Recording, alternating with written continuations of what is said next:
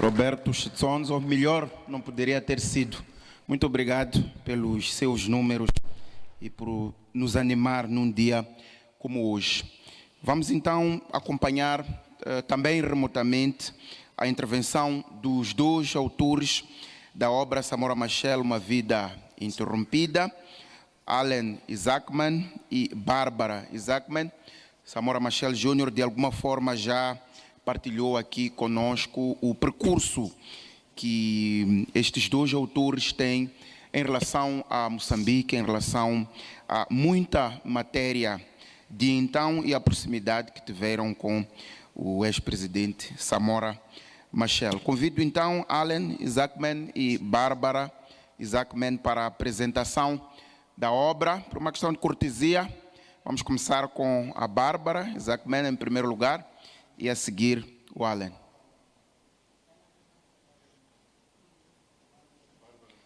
Bom, tomo informação de que a Bárbara não está. Kanimambo. De qualquer modo, penso que o conteúdo do livro sempre ficará com Allen Isaacman. Aliás, é uma coautoria.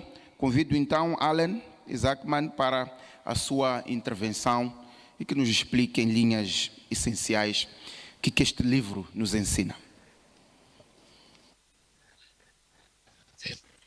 Kanimambo, estou muito contente para participar neste lançamento do nosso livro sobre a vida de Samora Moises Machel.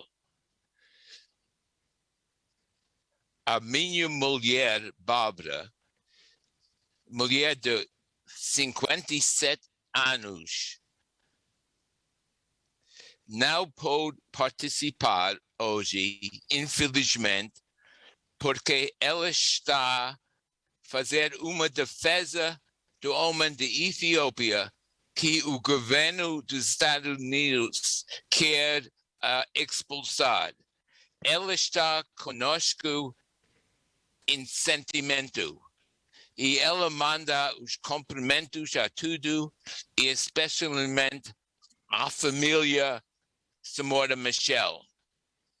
É óbvio que já esqueci muito em português e por causa disso vou falar agora em inglês. We want to thank all our very dear friends and colleagues, many of whom are here tonight, who have taught us so much about the history of Mozambique and particularly about the armed struggle and the life of Samora Moises Machel. Time does not allow us to acknowledge everyone who has helped us and taught us and accompanied us, but there are several people whom we are particularly indebted to. First and foremost, to Judith Beloy, whose translation of our book into Portuguese is magnificent. We extend our sympathies to Judith and her family over the recent loss of her husband, Odemiro Beloy, himself a very important figure in post-independence Mozambique. Secondly, we would like to thank Rui Rocha and the staff at Alcance, who produced such a handsome book befitting of the legacy of Samora Machel. Third, we'd like to thank Alves Gomez, who shared many firsthand details and answered many questions for us and prevented us from making many errors of fact and interpretation. We also would like to thank the rector of UP, George Ferrao, who has encouraged us in writing this book, and to Albie Sachs, an old friend who we admire so much, who himself played a critical role in the liberation of Southern Africa. I also would like to call your attention and remind you of the important work that the late Ian Christie and Francis Christie, two cooperants from Scotland, did. And in Ian's case, he wrote a magnificent short biography that helped to guide us. Finally, we would like to thank the family of Samora Machel, and particularly Graça, who encouraged us to undertake this important project. She and the other members of the Machel family spent hours talking to us about Samora the man. We learned a great deal, and we are forever grateful.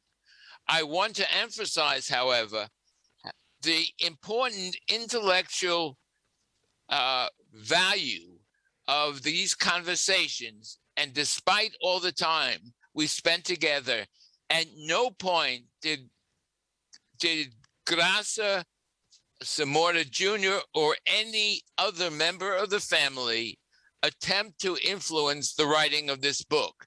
This is our book. It's our understanding, our story of Samora Machel as we best can present it. There will be other books, I hope, in the future to accompany ours. Now, let me just explain briefly why we wrote this book, why we undertook this project. It's a radical departure from the 8 other books that I and Bobby have written, which have focused on the struggling and creative adaptation of Mozambicans against the oppressive colonial regime. This book is the only book that I've written and will ever that emphasizes a great man in history. My objective as a historian, and Bobby's, is to write about the people whose histories are in the shadows of history, and whose voices have been stifled. This book is different. It represents a radical departure. And let me explain why Bobby and I wrote it and how it came about very briefly. It was about 15 years ago that we were having lunch with George and Pamela Ribello. And over lunch, we were bemoaning the fact that young people, especially young people born after the death of Samora, were unaware of their own history, of the Luta Armada, and particularly the role that Samora Machel played. This is not true, not only true for young people in Mozambique. In my own country, Florida, my students do not remember much about Robert Kennedy, for example. Memories are fragile. And we decided, and we took on the task of trying to help to resurrect and popularize the story of Samora Machel, not only in the United States and not only through Africa, but particularly in Mozambique. Why did we write this story?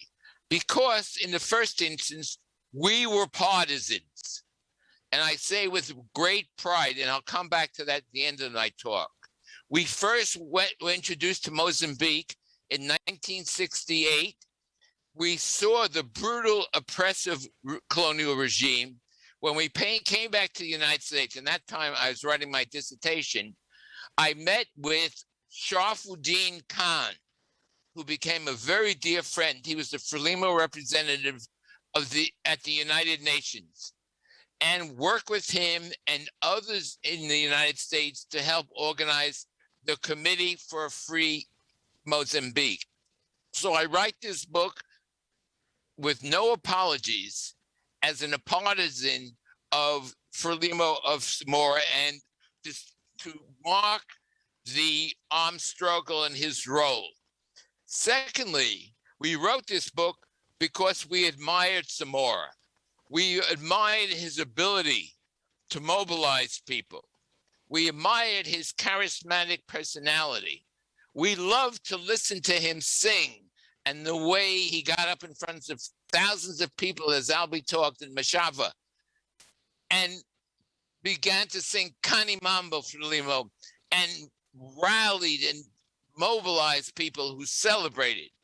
But most of all, and I want to point out, in a very interesting interview, Fidel Castro said after visiting with Samora in Beira that he is the only leader in the world who can organize a revolution by singing. His voice and his eyes were so powerful. But it was more than that. What we really valued was his vision, his values, and his vision and values of what a free and just Mozambique would look like, even if many of his dreams were ultimately unfulfilled. We admired Samora greatly. And I remember the day, it was in the middle of the night after the plane crash. Roberta Washington, an African-American architect who lived in New York, called me at 2 a.m. to tell us the news. Bobby and I were in tears when we heard the news. Not only had Samora been killed, but also people who are very special, were friends and like family to us. Fernando Juana, Aquino de Bragança, Jose Carlos Lobo, and many others. It felt like our family had been destroyed.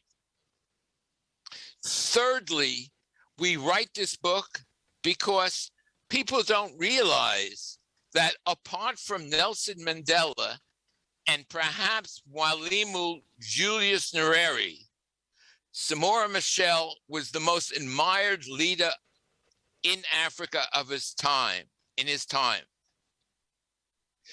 We also write this book because we need to remind people in Africa, in Mozambique, and in the United States and Europe that Samora's death was part of a long, tragic history of prominent African leaders who were assassinated, be it Eduardo Mondlane, Amilcar Cabral, Patrice Lumumba, or Thomas Sankara.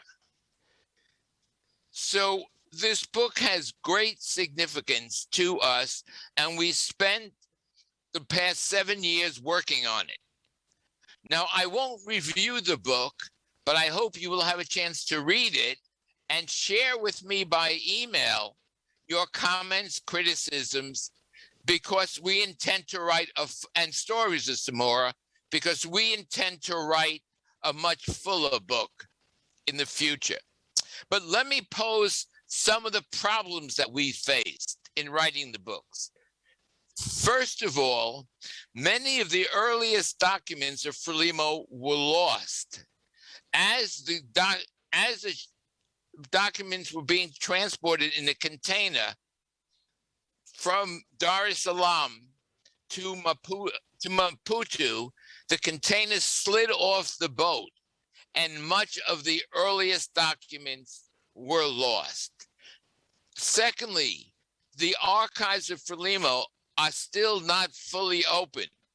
I hope that will change so Mozambican scholars and foreign scholars can understand the complexity and the challenges which Samora and his colleagues faced.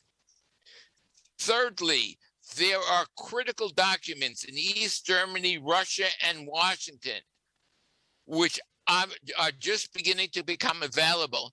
And in fact, we're working on documents right now from East Germany and Russia, and we will deposit them, the translations in English, into the Samora Machel Documentation Center.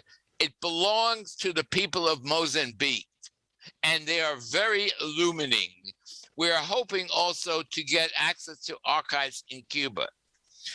Much of the story is based on oral sources. And as a historian of Africa and Mozambique, almost all my work, as was suggested, is done collecting oral histories.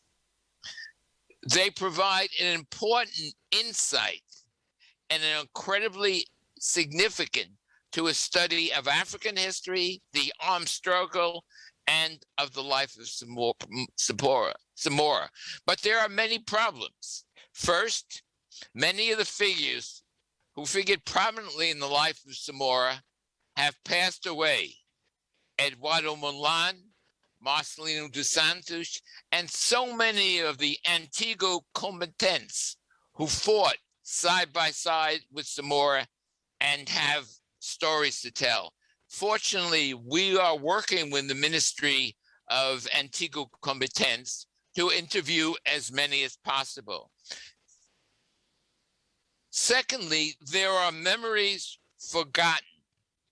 And here I just want to remind you how we started this project by lamenting with George Ravello about how the young people don't remember their past.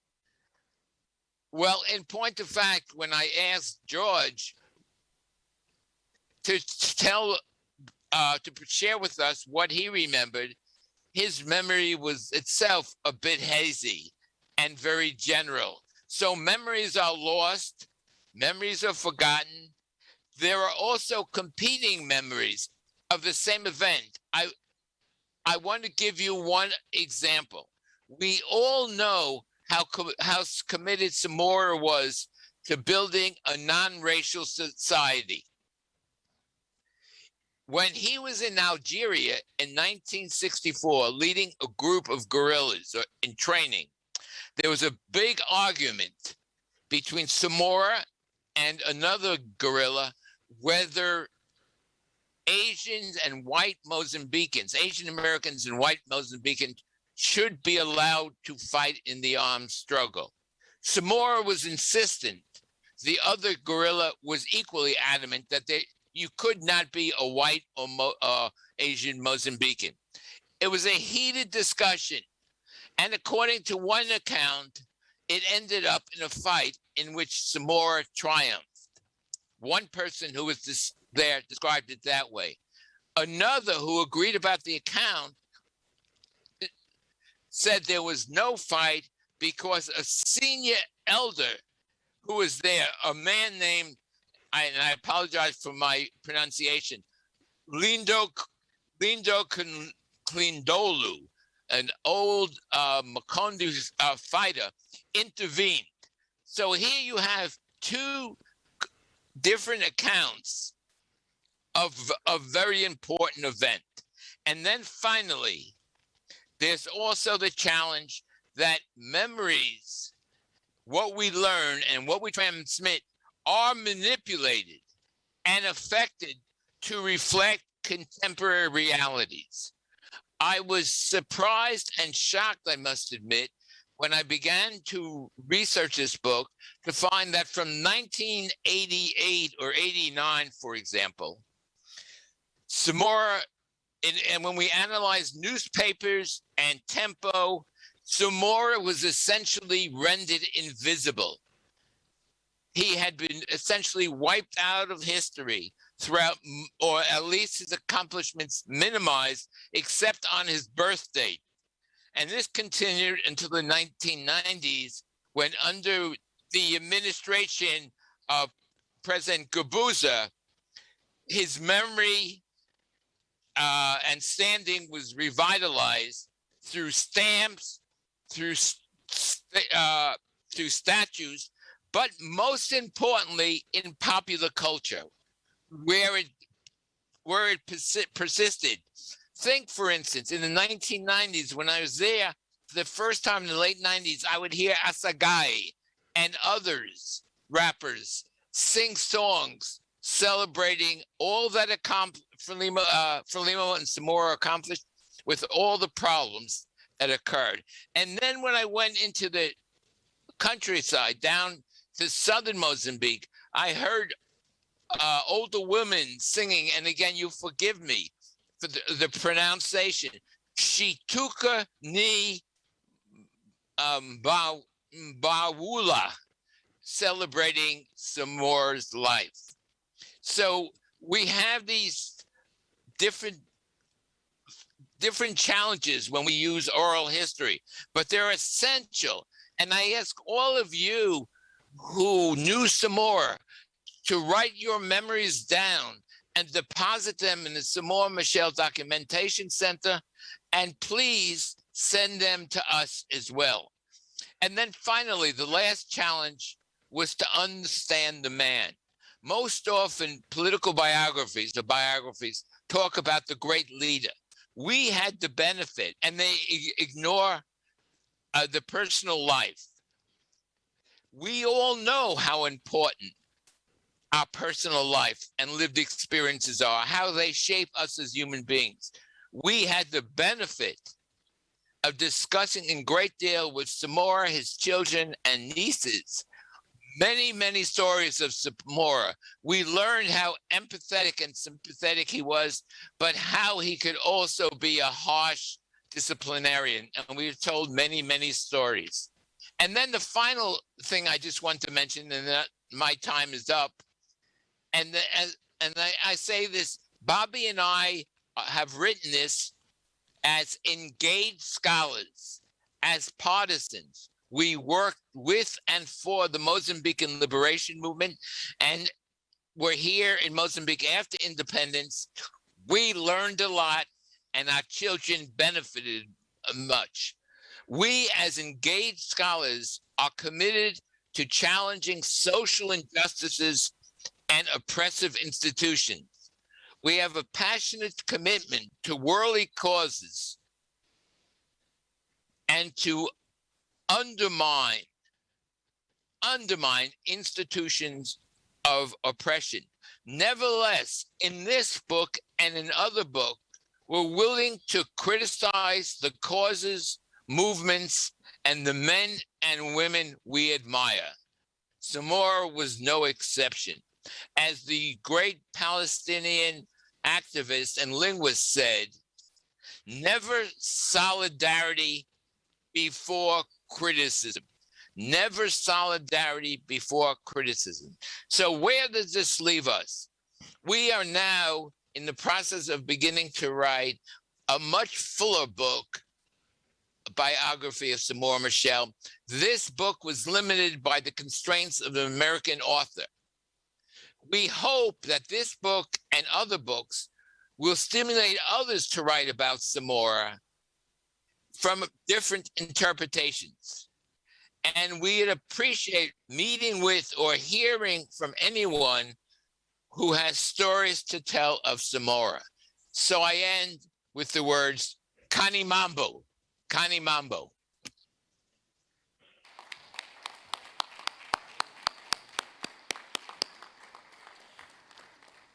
Muito obrigado, Alan Isaacman, por esta apresentação. Voltamos presencialmente aqui para a sala onde estamos para ouvirmos a intervenção de Alves Gomes.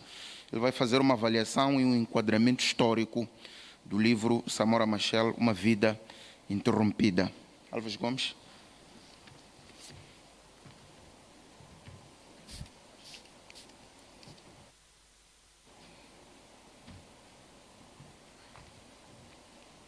Muito obrigado. Muito boa tarde a todos. Eu tenho, antes de mais, que me desculpar por ter chegado atrasado aqui à tribuna, mas estava a cometer um grave crime, que era, não deixei a máscara e tive que ir buscá-la. Aproveito também para saudar o Alan e pedir-vos autorização para me dirigir a eles em inglês. Hi, Alan. I miss Barbara, very much so. And to Albi Sachs, which 5 years ago the Familia Machel met at the Mandela Foundation to launch an album of Samora Machel, and Albi was a crucial element of that launching. Thank you, Albi, for helping us, and Alan and Barbara on the launching of this book. No passado mês de maio, o Alan e a Bárbara enviaram-me um mail pedindo que eu fizesse esta apresentação. A minha resposta foi negativa porque achei que havia pessoas mais indicadas para o fazer. Eles insistiram, trocamos correspondência, eu falei com o editor do livro e acabei por aceitar um pouco forçado esta tarefa, na condição de o fazer, excluindo-me da nossa amizade e do respeito profissional que nutro tanto pela Bobby como pelo Alan. Portanto, devo começar por dizer que a Bárbara e o Alan são meus amigos e que partilhamos e comungamos muitos pontos de vista, ideias e opiniões. Conhecemos-nos em 1977, em casa do Aquino de Bragança, então diretor do Centro de Estudos Africanos da Universidade Eduardo Mondlane. E como não podia deixar de ser, em casa do mestre Aquino, as conversas nunca eram conversas, mas sim debates. No debate desse dia, discutiu-se sobre o Estado que se cria independente e não alinhado no confronto entre Estados Unidos e a União Soviética. Um governo comprometido com o apoio às lutas pelo fim dos regimes racistas na Rodésia e na África do Sul. Uma nação que se deveria erguer a partir dos escombros herdados da ocupação colonial portuguesa, uma sociedade que deveria acabar com o racismo, o analfabetismo, a doença, a fome, o desemprego e resolver o atraso da agricultura. Pequeno parênteses, Alan, I found these notes not long ago.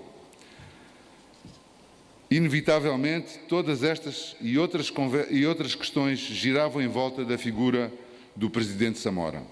Na sua pessoa se depositavam as vontades, os desejos, as obrigações, as exigências, as decisões do que era bom e do que era ideal para Moçambique. Alan e Bárbara Isaacman passaram a fazer parte deste universo de pessoas comprometidas com um projeto que prometia ser inovador, tanto do ponto de vista político como ideológico, tendo feito o seu acompanhamento até aos dias de hoje, como acabamos de observar. A versão bilingue de que a editora Alcance está hoje a fazer o lançamento tem por título Samora Machel, Uma Vida Interrompida, ou, em inglês, A Life Cut Short. Mas a versão que lhe deu origem, editada pela Ohio University Press, nos Estados Unidos da América, é precedida pelo antetítulo Mozambique's Samora Machel, ou seja, Moçambique de Samora Machel. E foi com este antetítulo em mente que li e reli o livro no sentido de fazer a sua avaliação crítica e enquadramento histórico. Devo dizer que, como projeto biográfico de Samora Machel, esta obra quebra as convenções e normas de uma biografia oficial ou da biografia feita à medida de bem servir o seu principal sujeito, aligerando erros e suavizando defeitos. Alan e Bárbara souberam conjugar a autonomia académica e científica das suas profissões. Ele historiador, ela jurista e, como acabaram de ouvir o Alan, está neste momento a defender uma causa a favor de um sujeito etíope. Uma leitura atenta do livro permite perceber as fronteiras e o casamento entre estas duas profissões, a de Alan, historiador, e a da Bárbara como jurista, o que resultou numa obra literária crítica, livre de dogmas, isenta de simpatias e de alinhamentos. Alan e Bárbara não tiveram receios em afirmar, por exemplo, que, contrariamente ao seu discurso contra a incompetência e corrupção, o presidente Samora tinha relutância em demitir velhos camaradas que eram corruptos ou ineficazes, que a sua tendência em classificar como obscurantistas crenças religiosas africanas revelava a sua incompreensão sobre o significado que as mesmas tinham para muitas comunidades, que o seu desejo de alcançar uma justiça social e económica era, por vezes, extemporânea, ou que, quando o projeto socialista da Frelimo perdeu credibilidade, o seu aparelho de Estado se tornou cada vez mais autoritário.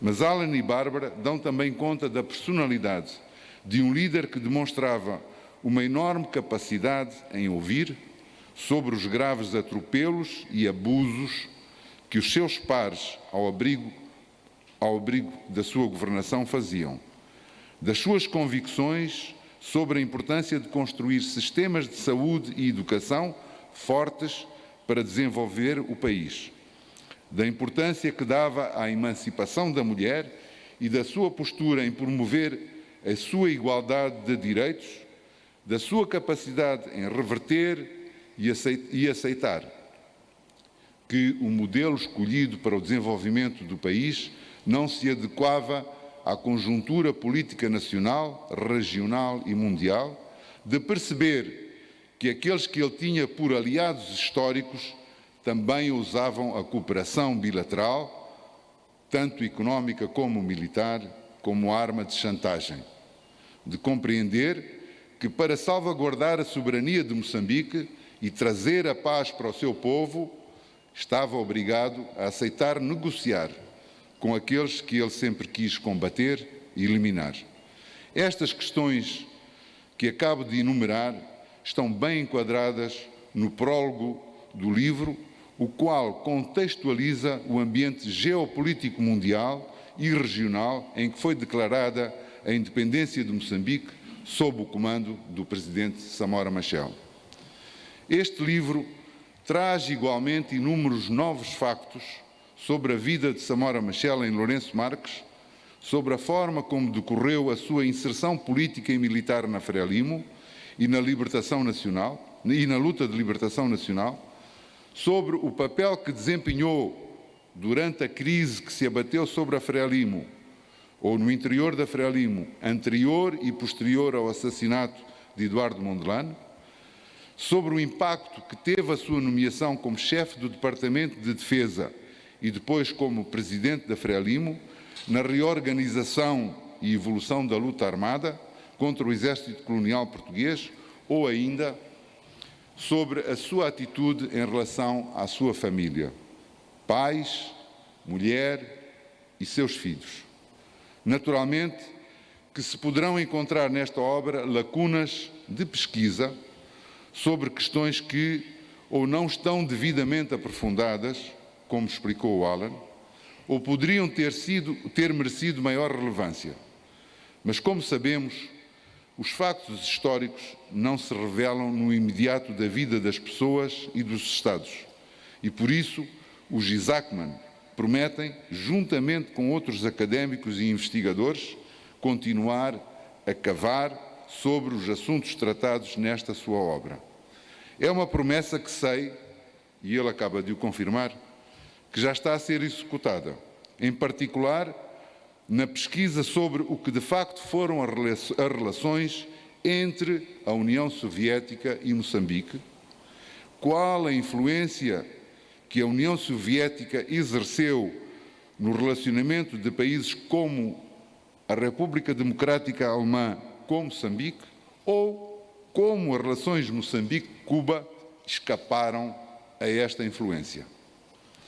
Mas haverá outras questões que, num futuro próximo, poderão merecer igual atenção, nomeadamente o impacto que teve o papel desempenhado por Samora Machel na independência do Zimbábue relativamente ao conflito leste e oeste na África Austral. o impacto que teve a sua morte sobre os objetivos, repito, sobre os objetivos que até então guiavam a Comunidade de Desenvolvimento da África Austral, SADCC. O impacto que teve a sua morte no prolongar da guerra civil em Moçambique e na luta pelo fim do apartheid. O impacto que teve a sua morte nas opções políticas tomadas pela Frelimo nos períodos de 1986 a 1994 e de 1994 até os dias de hoje. Este é um repto que eu não só lanço aos Isaacmans, como lanço à comunidade académica de Moçambique, particularmente aos departamentos de História das nossas diferentes universidades. Não trazendo novos factos circunstanciais e objetivos sobre as causas do acidente aéreo que vitimou o presidente Samora há 35 anos, esta vida interrompida ou life cut short acentuou a minha percepção de que Samora Machel foi propositadamente excluído da nossa convivência. Como o livro bem o documenta, o final de vida do presidente Samora fez numa corrida contra o tempo para alcançar a paz em Moçambique, que ele sabia ser um elemento-chave para que se desmonorasse a última réstia de opressão, ocupação e desestabilização da África Austral e Moçambique pudesse finalmente abraçar o programa de desenvolvimento que havia iniciado em 1975. De facto, o tempo provou que esta convicção do presidente Samora era verdadeira. A assinatura do Acordo de Paz de Moçambique aconteceu no mesmo ano em que caiu o apartheid na África do Sul, com uma enorme diferença. Samora Machel havia sido assassinado 6 anos antes. Para terminar, queria saudar a editora Alcance e, em particular, o seu diretor Rui Rocha, por terem abraçado e levado por diante este projeto, tendo enriquecido a edição original com grande dedicação, profissionalismo e arte. Agradeço igualmente a todos os que tornaram possível este evento, em particular à família Machel, de que eu também e todos nós fazemos parte, por nos mantermos juntos, em volta da chama daquele que continua vivo e que o povo teima em manter como o mais acérrimo crítico de governações passadas e presentes. Obrigado.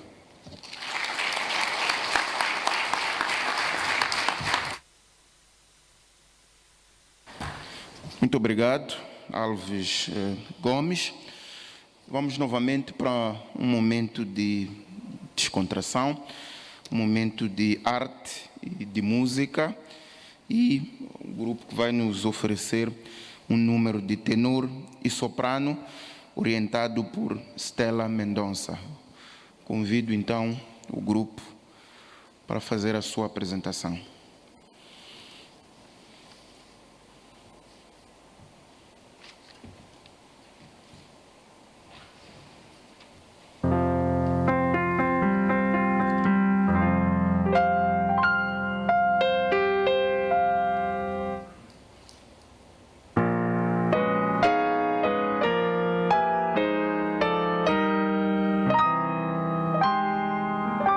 Sky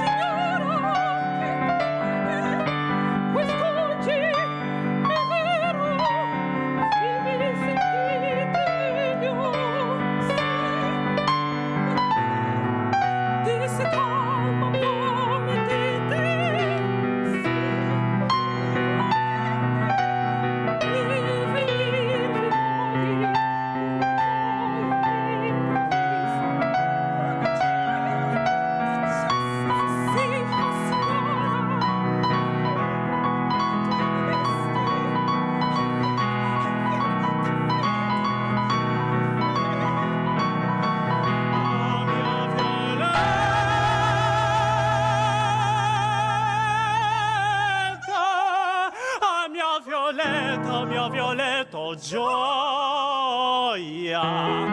colpevo il suono, so tutto cara.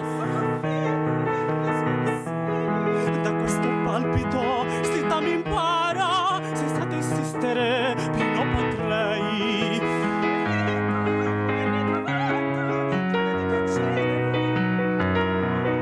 Scorda l'affanno, donna dorata, a me perdona il genitor.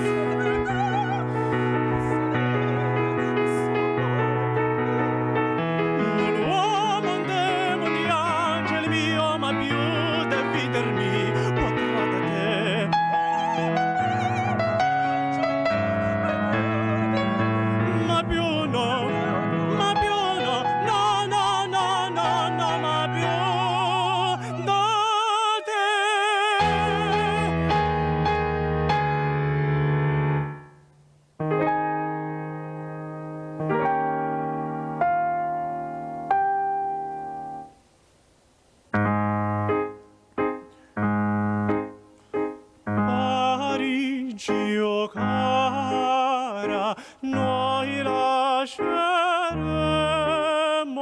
la vita uniti, trascorreremo decorsi affanni, con il peso avrai la tua salute rifiorirà, sospiro e luce tu mi sarai, tutto il futuro ne arriderà.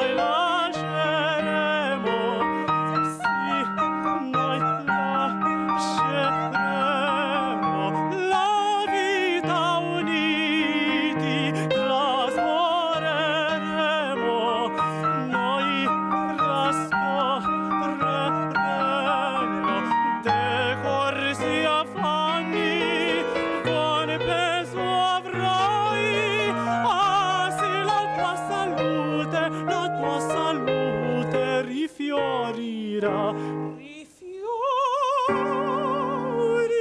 Parigi, oh cara, noi lasceremo, sì, noi lasceremo la vita uniti, trascorreremo, sì, noi decorsi affanni, te questo avrai, ah sì, la tua salute rifiorirà, rifiorirà,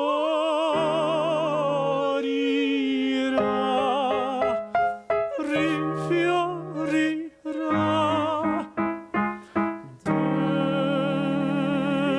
decorsi affanni,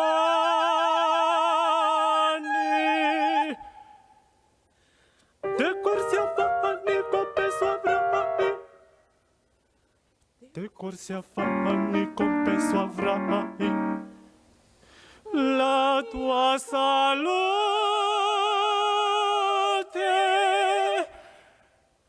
ah sì, rifiora.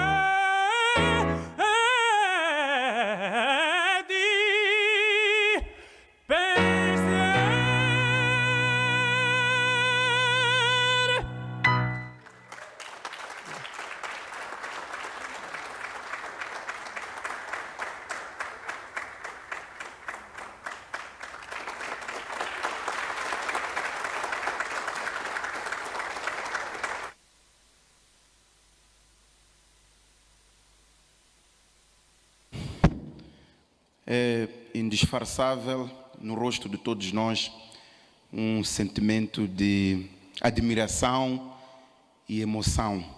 E a questão é, em que é que nós, os moçambicanos, não temos talentos, ou o que nós, moçambicanos, não somos capazes de fazer?